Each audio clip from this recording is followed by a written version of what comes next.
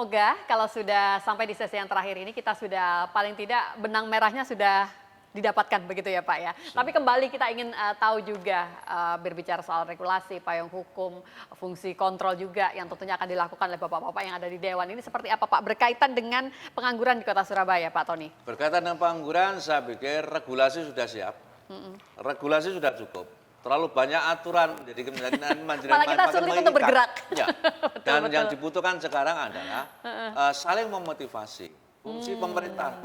Kita ini kan ada di dalam ruang pemerintahan. Ya, Pemerintahan ini hanya ada dua, ada dewan, ada pemerintah kota. baik. Kemampuan tugas kita adalah ada tiga hal, melakukan fungsi budget, kontrol, sama regulasi. Nah sekarang fungsi kontrol ini tidak sekedar harapan kita, DPR itu jangan sekedar hanya mengkritik, tetapi adalah memberikan pemikiran-pemikiran yang lebih solutif.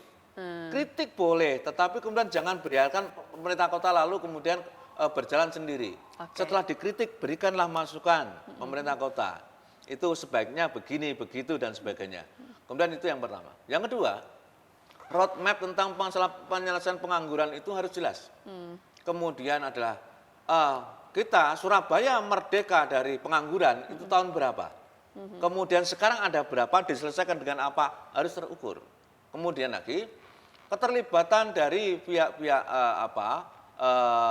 profesional yang di luar, motivator maupun yang lain-lain, para pihak-pihak yang memiliki inspirasi baik, perguruan tinggi dan sebagainya, libatkan menjadi sebuah bagian dalam rangka menyelesaikan persoalan-persoalan kota kaitan dengan pengangguran.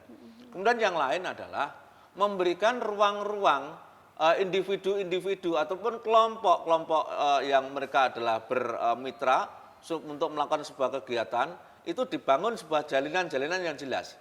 Siapa membutuhkan apa dan kemudian ada semacam ekosistem yang saling terkait. Dan mereka adalah bekerja itu tidak hanya sendiri, tetapi ada pihak lain yang kemudian diuntungkan. Dengan begitu, konsep gotong royong demokrasi dalam ketenaga kerjaan itu berlaku. Ada, betul. Kemudian yang lain adalah roadmap tadi itu harus tersosialisasi dengan bagus sehingga sampai kepada kesadaran masyarakat. Dan di masyarakat perlu ditumbuhkan budaya-budaya kerja yang bisa menumbuhkan etos kerja yang baik, kemudian sportivitas, kemudian terbuka, dan sebagai satu bentuk daripada refleksi budaya Kota Surabaya yang tidak saling menutup-nutupi, tidak culas, itu harus betul-betul dikedepankan supaya apa? Karakter daripada masyarakat pekerja di Surabaya itu berbeda dengan karakter yang lain. Karena apa? Tantangan yang dihadapi kota ini tidak bisa diselesaikan dengan pola daripada masyarakat yang di daerah lain. Ya. Karena di sini adalah kota yang dagang, kota jasa dan sebagainya, maka itu karakter yang dibutuhkan.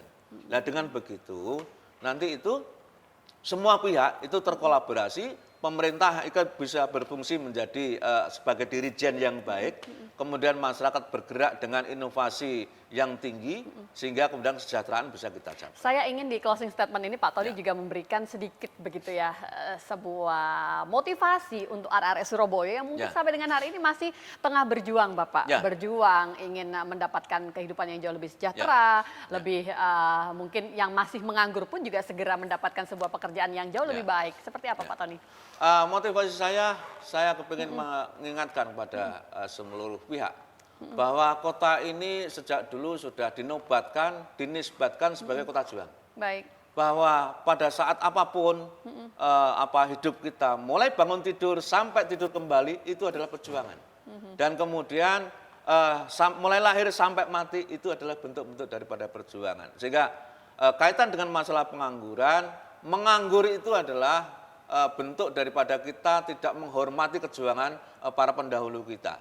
Kalau kemudian ada orang itu malas, tidak menghormati perjuangan daripada para pendahulu kita. Mencoba terus bergerak berarti kemudian tidak mau belajar, itu juga sama. Tidak menghormati perjuangan daripada pendahulu kita. Sehingga harapan kita ada suatu kesadaran kolektif bahwa kita hidup di kota juang ini harus betul-betul memiliki semangat juang yang tinggi. Jangan lelah untuk berjuang. Jangan lelah untuk berjuang. Karena adalah hidup ini memang adalah untuk berjuang. Baik, semoga Pak Tony apa yang kita sampaikan di hari ini bisa memberikan banyak manfaat baik untuk seluruh warga kota dan tentunya ada masukan-masukan penting juga untuk pemerintah Kota Surabaya ke depannya. Terima kasih Pak Tony, sukses selalu untuk Anda. Semoga nanti kita bisa jumpa kembali tentunya dengan pembahasan yang berbeda. Amin. Yang insya Allah itu bisa bermanfaat juga untuk seluruh warga Kota Surabaya. Kita akhiri dulu untuk program Rembuk Surabaya yang dipersembahkan oleh DPRD Kota Surabaya.